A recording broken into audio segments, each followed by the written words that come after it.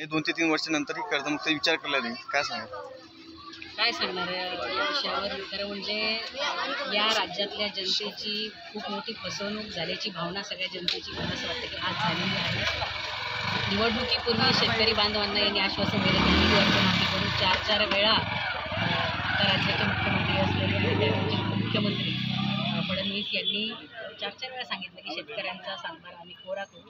दुर्दैव आहे राज्याचं की आज या राज्याचे उपमुख्यमंत्री सांगतात की आम्ही कर्जमुक्ती करू शकत नाही आणि तुम्ही 31 मार्चपर्यंत कर्ज भरा असं सांगितलं जातं। या राज्यातल्या सगळ्या मतदारांना आपली फसवणूक झाल्याची भावना आहे आणि अजब सरकारचा गजब कारभार हा आहे। या शेतकरी बांधवांना आज खऱ्या अर्थाने जाणीव झाली असेल की आम्ही ज्या लोकांना मत दिलंय ते दुर्दैवाने केवळ त्यांची आश्वासनं फोल ठरली आणि ते लोक जसे सांगतात तसा हा जुमलेबाजीचा प्रकार आहे।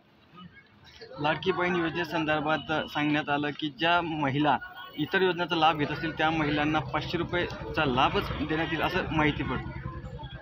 लाडकी बहीण योजनाच मुळात निवडणुकीपूर्वी महिलांची मतं मिळवण्यासाठी आणली आणि या योजनेच्या माध्यमातून महिलांची मतं मिळवणं एवढाच एक उद्देश हा राज्य सरकारचा होता, महायुती सरकारचा होता, ते त्यांनी सिद्ध केलेलं आहे। निवडणुकीपूर्वी सांगितलं होतं की 2100 रुपये देऊ आणि आता सांगतायत की ज्यांना आधी दुसऱ्या योजनांचा लाभ मिळत असेल त्यांना फक्त 500 रुपये दिले जातील। आज जवळपास 40 लाखांहून अधिक महिला या लाडक्या बहीण योजनेतून वगळण्यात आलेल्या आहेत आणि हा आकडा अजूनही वाढणार। तर आता बहिणींनाही लक्षात आलेलं आहे की या भावांनी कशा पद्धतीने खोटं बोलून यांची मतं मिळवली।